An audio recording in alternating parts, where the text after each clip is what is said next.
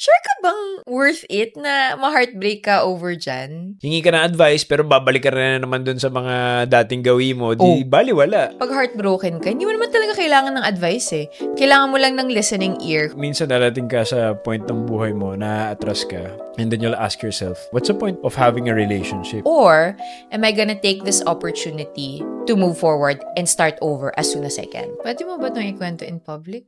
Welcome to Adulting with Joyce Spring. Watch the full video of this episode on my channel, www.youtube.com/joyspringtv. And if you want to level up your adulting game, check out joyspring.com/collections for my digital products and courses. Topic! Alam mo ba nung isang araw, di ba? Parang flip-top battle kasi ganun, di ba? Topic. Nung isang araw. Oh, ano? Nasa vegan ako.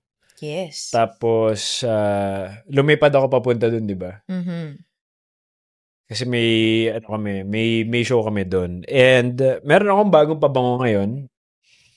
Courtesy of you gave me. Yes. That I believe is more than 100 ml. Okay. So, what I did was, ano ba? Ang ginawa ko ay, sabihin. ang ginawa ko, so, naganap ako ng alternate bottle kung saan ko ito transfer yun. So, hanap ako dito sa office, may nakita akong maliit na bote ng alcohol. So, ginawa ko, in-empty ko yun, hinugasa ko yung alcohol bottle, tapos, since yung mga perfume bottles or yung mga pabango na bote, hindi mo naman mabubuksan yun para i-transfer yun, di ba? So, ang ginawa ko, I spent like 20 minutes ginagan hanggat na fill up siya. Ganun siya. So, mga 20 minutes ng buhay ko nung gabing yun, ginagawa ko yun. So, anyway, successful ako. Dinala ko siya sa vegan. I'm not a chemist, okay? But, bumaho. Walang amoy. Hindi ko alam kung anong ginawa ng alcohol. Siguro na-cancel out yung perfume qualities ng So, basically, wala nangyari. So, wala nangyari. Meron ka talaga para mabango ka, ha? Siyempre, kapag may show ka, di ba, lalabas ka, di ba? Bakit? Sa aeroplano ba yung show mo? Hindi naman sa aeroplano. Dadalhin ko yung cologne sa aeroplano. Pwede mo namang imaleta yun. Check-in. Hindi. Isang crucial part kung saan I'm just wondering, ay ginamit ko yung cologne or yung pabango during the show, hindi sa airport. Kasi usually, kapag naamoy nyo ako, amoy manok. Ganun. So, pag ganun yung default amoy ko. Amoy manok. So, kapag may... yung luto or yung buhay? That's the beauty of, art. Magiging depende sa yung amoy na to, luto ba to, or yun nasa farm. Kasi kung luto, medyo masarap yung amoy na yun. Yung buhay, medyo, Yun depende yun sa kung sino yung umaamoy. Okay. So, moral of the story, do not, for those of you who are planning to fly and bring pabango, huwag niyo ilalagay sa reused bottle of alcohol.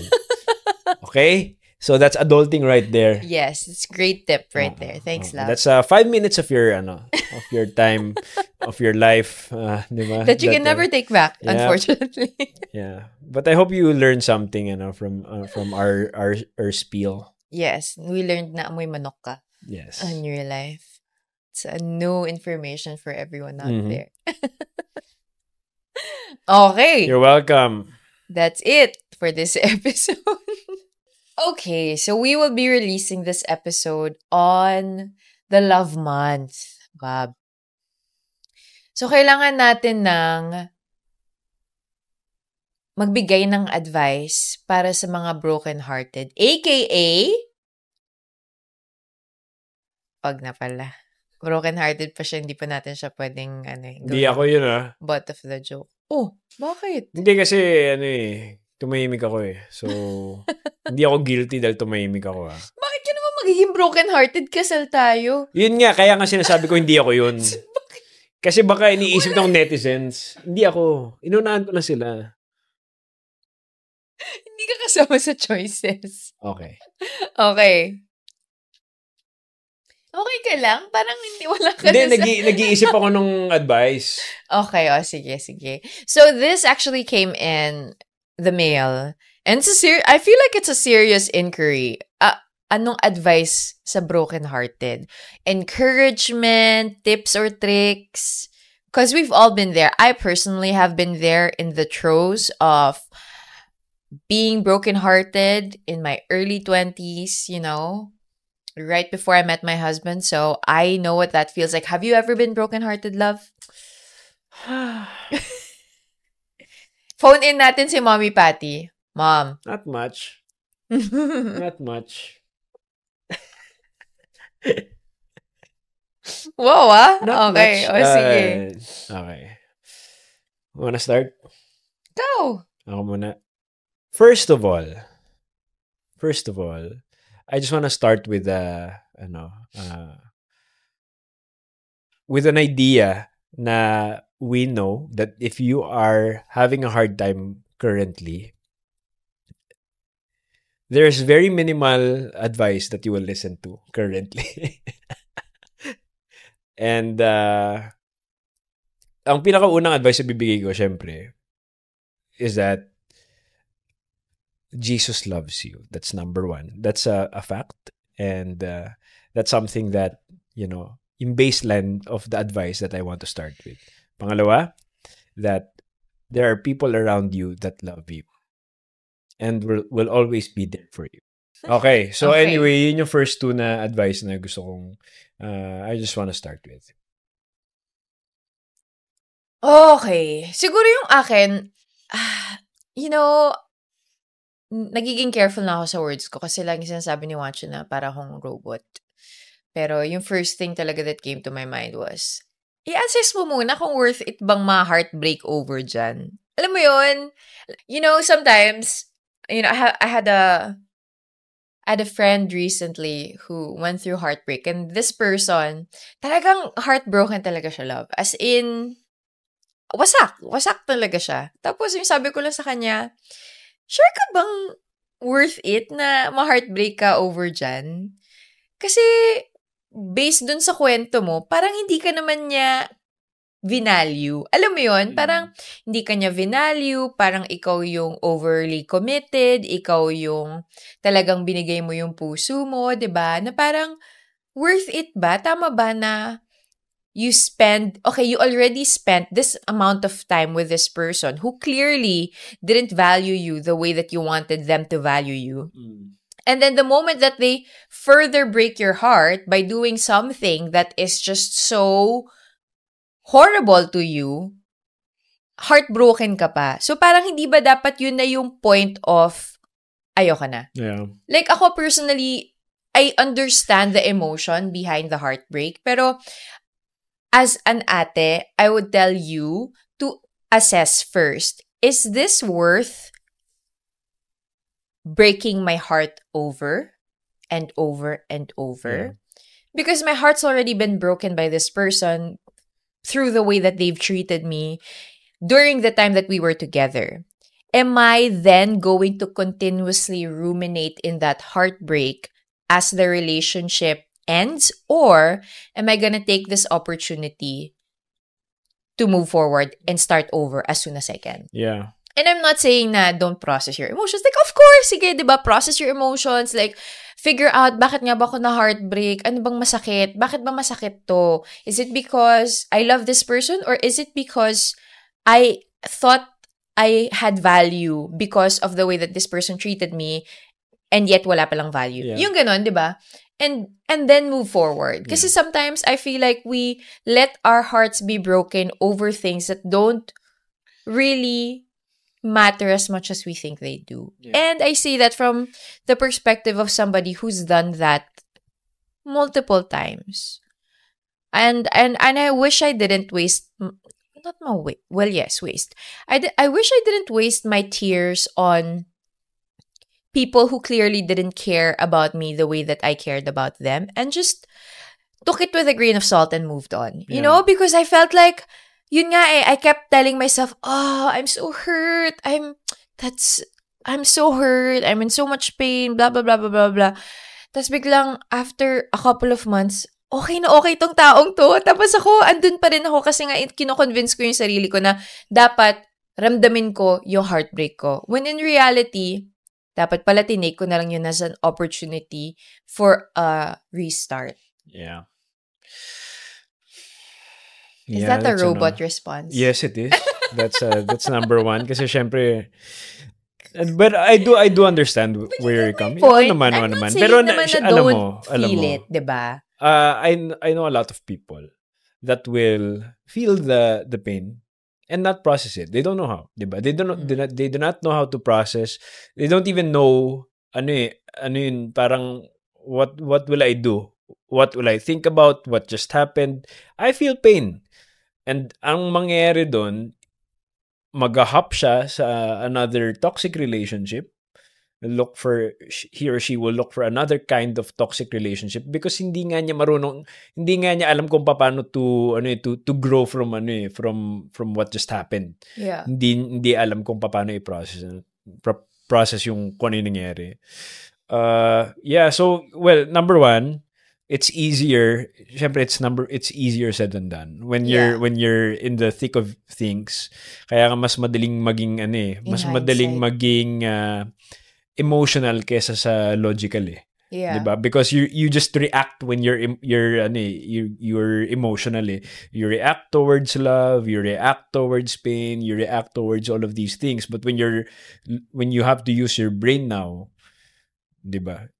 Nandun rin yung i-doubt mo rin yung sarili mo sa whether you have enough time left, 'di ba, yung biological or then you compare yourself to other people and them getting married already. I mean, sobra in retrospect, sobrang daming factors to be considering in this aspect. Pero yun nga parang for me, kailangan talaga na kapag hihingi ka ng advice sa ibang tao na yung mga kaibigan mong sasabihin sa iyo yung mga tough love na mga katotohanan. Yeah. Kasi during the heat of the moment, when you're heartbroken, hindi mo naman makikita yung mga bagay na it's so difficult to be logical during that moment. Pero I urge you, kung sino man yung heartbroken na yan, when you're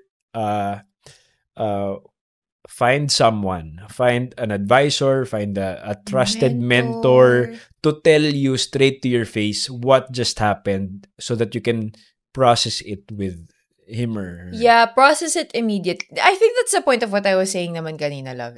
Process it immediately. Kasi parang feeling ko yun nga parang we tend to, and me included, at least before I became a full robot, we tend to ruminate in the emotions that we feel at the moment. So, hindi ka nakaka-move on ka agad, diba? So, parang feeling ko yun yung kulang processing. Oo.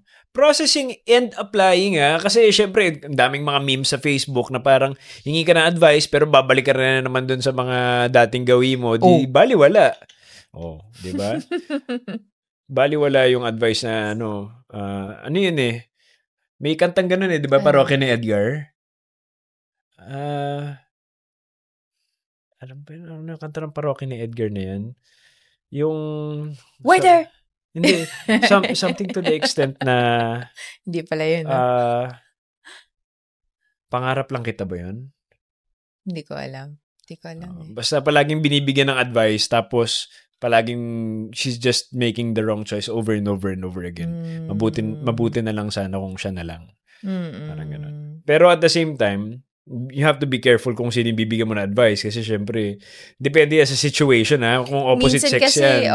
Baka medyo slippery slope yun. Sometimes Yeah. So, or minsan kasi, the person who's heartbroken is really not looking for advice. Like, that's the one thing that I will agree on na, like what you said kanina, minsan, pag heartbroken ka, hindi mo naman talaga kailangan ng advice Kailangan mo lang ng listening ear who will hear the emotions that you're going through, kung gano'ng kasakit, gano'ng ka bad trip, how betrayed you feel, whatever. And that's something that I had to learn the hard way because as you can see, I'm a very logical person. So parang laging yun yung sinasabi sa akin ni Juancho na, I don't need to problem solve at the moment. I need you to listen to me. Yeah. And that's a legitimate need that people have. Yeah. But you know what? One thing, love, that I felt like really helped me when I was going through heartbreak when I was young is really focusing on loving and serving other people. And I say that now with more clarity because I feel like yung advice na lagi mong maririnig when you go through heartbreak is, magpakasaya ka muna, 'di ba? Like mag-focus ka muna sa sarili mo, which is good, which is right, which is true, you know. But I feel like that misses the mark of how you can focus on yourself better is really to have a bigger purpose other than yourself. Kasi the reason nga why you're heartbroken over a relationship is because syempre, na-hurt ka. Ikaw, yung self mo yung iniisip mo, 'di ba? But when you have a bigger purpose, whether that's your faith, serving your community, serving your family, loving the people around you more, nagkakaroon ka ng pull motivation to do things other than think about the brokenness of your heart. Yeah. And I feel like that was the thing that really catapulted me out of the constant pattern that I was in, which was heartbreak, try another relationship, heartbreak, try another relationship.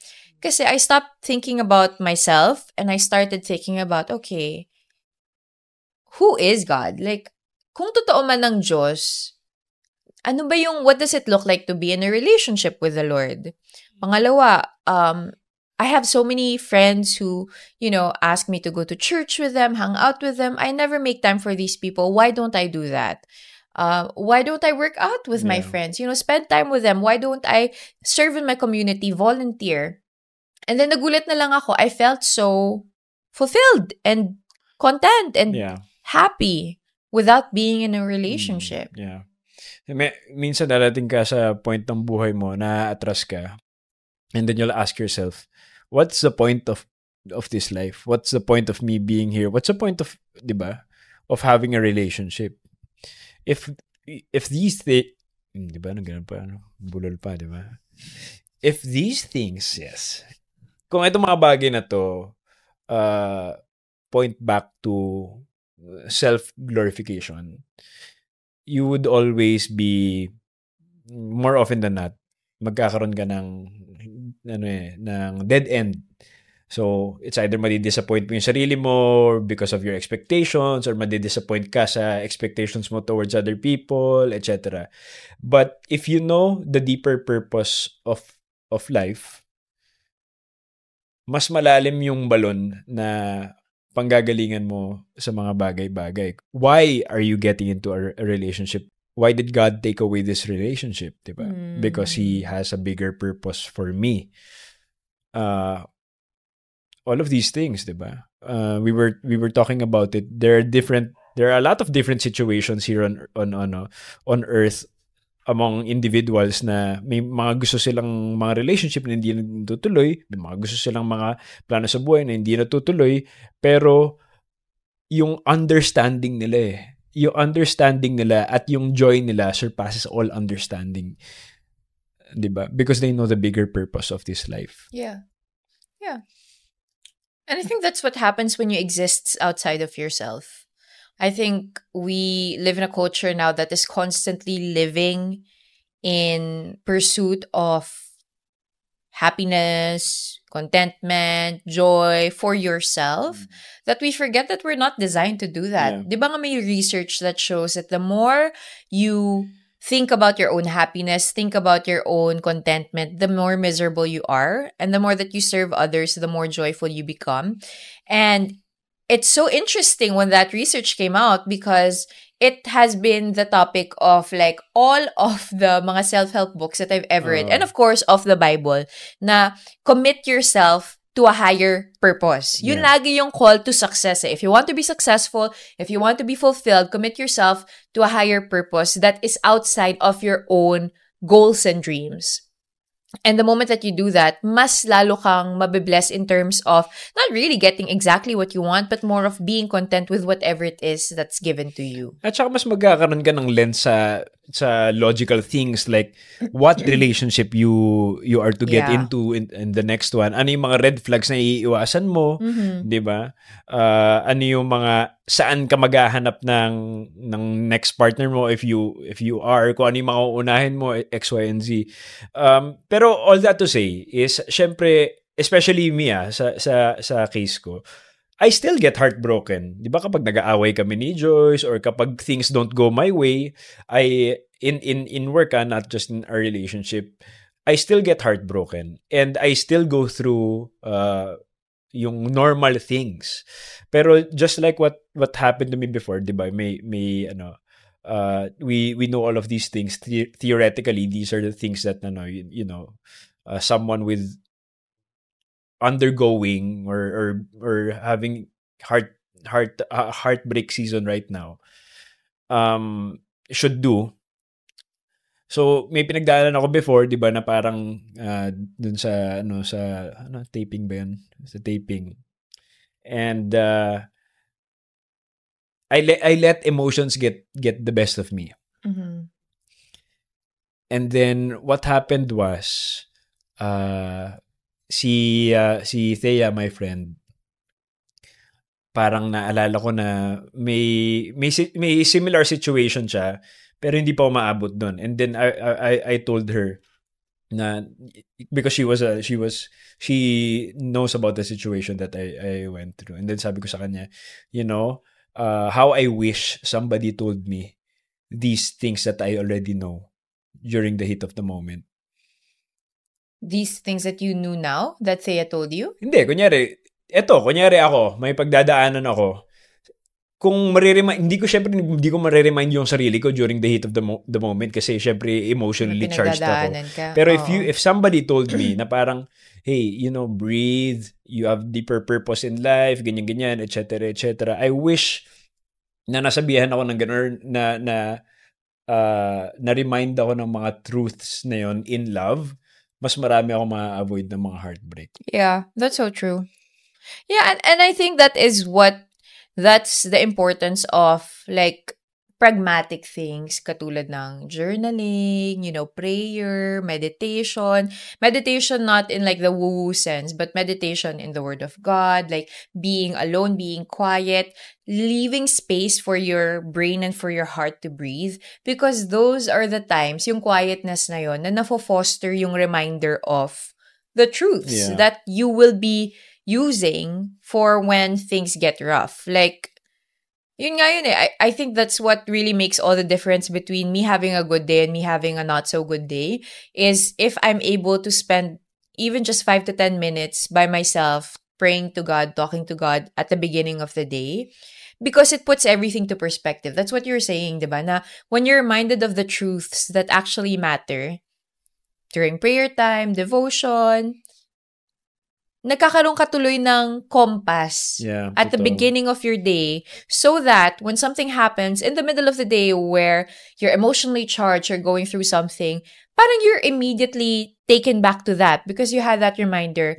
at the beginning of your day. Pero imagine mo if you go through your days, you go through your weeks without slowing down and ruminating on the important things, like what do you find valuable, what your priorities are, what you actually believe in, what is the truth, who you are in the Lord.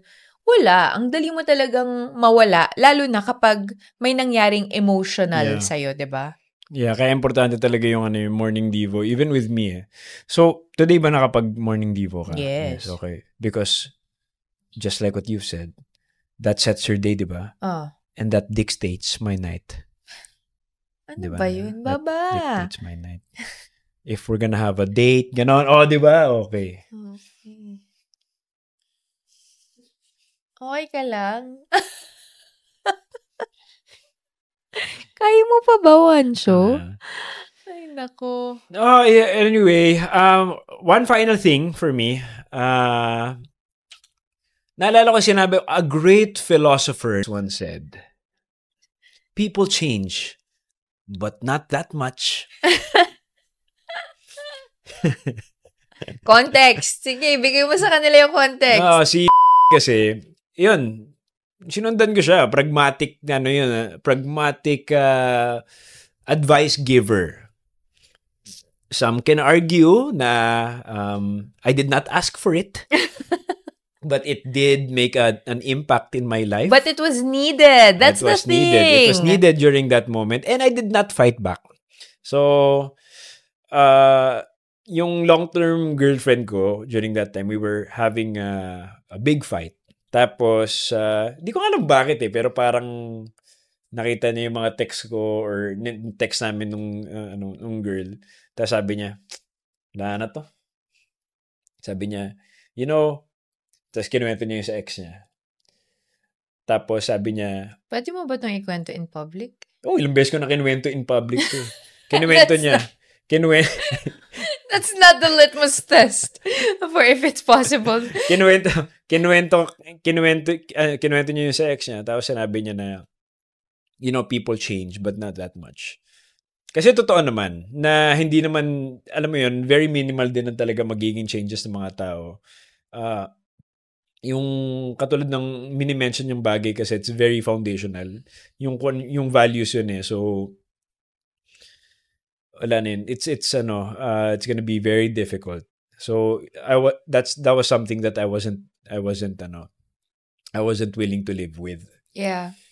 So, yun. So, siguro in perspective na nandun sa ibang mga tao. Parang, yun to your first point, to, kind of circle it back. Kung worth it pa bang ipaglaban pa. Yeah. Yung worth it pa ba yung continuous heartbreak? Yun yung, I wish somebody had told me that. Like, snap out of it, girl. Snap out of it. Like, you are spending too much time and energy and continuously committing yourself to doing so with this heartbreak when obviously this person doesn't care about you.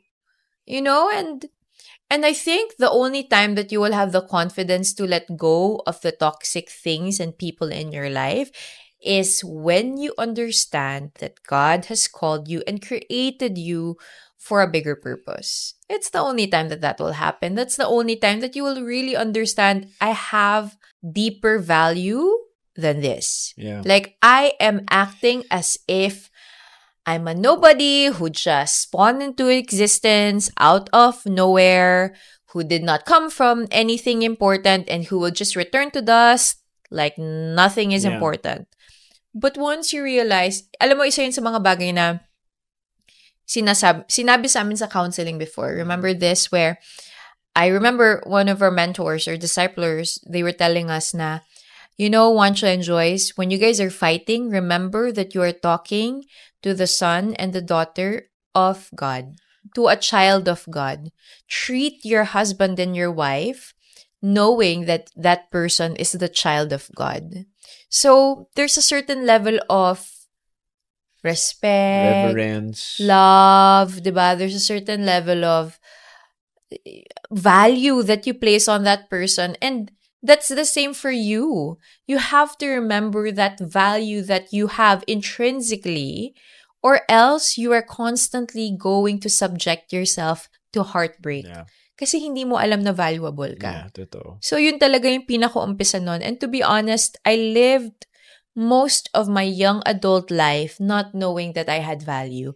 At least I lived that way without even thinking that way. Akala ko I thought I had value, but I was acting as if I didn't. Yeah. Because if you really knew that you had value intrinsically, not because of what you bring to the table, etc., you can walk away from things and people that are causing you constant heartbreak. Or at least start putting boundaries, diba? And not subject yourself constantly to that level of heartbreak. And when that happened, gosh, grabe. I was so unfazed by the amount of work that I was getting or people that were giving me attention. And yun nga, dun lang ako nagkaroon ng confidence na nung nanliligaw na sa akin si Juancho. I set my boundaries. I lay down the things that I want from him, the things that I expect, and the things that I don't want to do. All of these things. Syempre, kung wala akong ganung value sa sarili ko na naaalala ko, di oo na lang ako kasi wapo si Juancho. Uy, relax dati. Mabait. Diba? Ayun, pwede. Makulit. Diba? Persistent siya. Yun, okay. Oo na lang ako dapat. Check. Pero hindi eh. Alam ko yung value ko, not because I was like this important person, but because I know who God is. I know who my God is. I know that He has called me and created me for a higher purpose. And for that reason alone, I could say I'm not going to willingly subject myself to heartbreak again. Yeah. That doesn't mean that it's never going to happen, but at least you know that there are boundaries that you can set. Yeah. Well, yun na, no? Okay ka na dun? Oh, one final thing. Yes. Meron kaming kilalang dalawang single na kilala ng dalawang single, two single ladies. Oh, two single ladies, two so single kung may ladies. kilala kayong mga Christian boys out there, that's around Christ following ha, Christ. 30 to Bakit naman pababa dapat pala yung mas maliit na value una. So 27 to 32. Yes, Please do send your CV and we will get back to you as soon as possible. hello@joyspring.com ha. Totoo 'yan? Totoo yun. Sige, i-email nyo. Yung isa sa mga ladies na yun, nakadiretso na doon sa email na yun. Okay. So, at least masascan niya. Tsaka yung isa doon, 5'9", yung yung isang 5'9", yung height. So, kailangan 5'10" above. Oo. Yes. Kailangan natin ng tall king. Oo. So, kapag may mga kakilala kayo. Description muna doon sa two single ladies. Description. Kailangan blind date. Hindi, personality kasi lang. You know why binabanggit ko to? Bakit? Kasi love month. At saka hindi parang friend lang muna. Oh. Textmate, ganyan.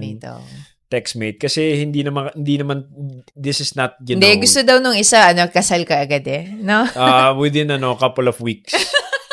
Ganon talaga. Within 3 years naman. Basta i-check namin yung yung work experience, yung kung saan kayo nag-graduate. Hindi kailangan mayaman, pero kailangan masipag. Oo. Kailangan may value at potential. Yes, that's true. And more than anything, respects women, loves the Lord. Yeah. Oo. So, umabot na tayo dito. Kasi in person sinasabi namin to . So, nasa podcast na ang ad na to. Seryoso, kung willing kayo, please do send your bio or CV. Bio, yes. Or your letter of intent. Tapos, please hello@joyspring.com. Yes. And please write the subject, I'm interested. Yes. Okay. Ayun. If anything comes out of this podcast, I hope it's this last part. Tinan nyo to. Kung talaga, kapag may nangyayari talaga dito sa makikita nyo talaga. Alam mo, future kids will thank us. Nakailan na tayo na successful na coupling ng mga tao. Yes. Diba? So, successful yung mga namin Oh. Kaya, kaming bahala sa inyo. Instant ninong and ninang sa kasal. Yes, Promise you that. Of course. Walang monetary value, pero madaming prayers. Forgives. Tsaka GCs.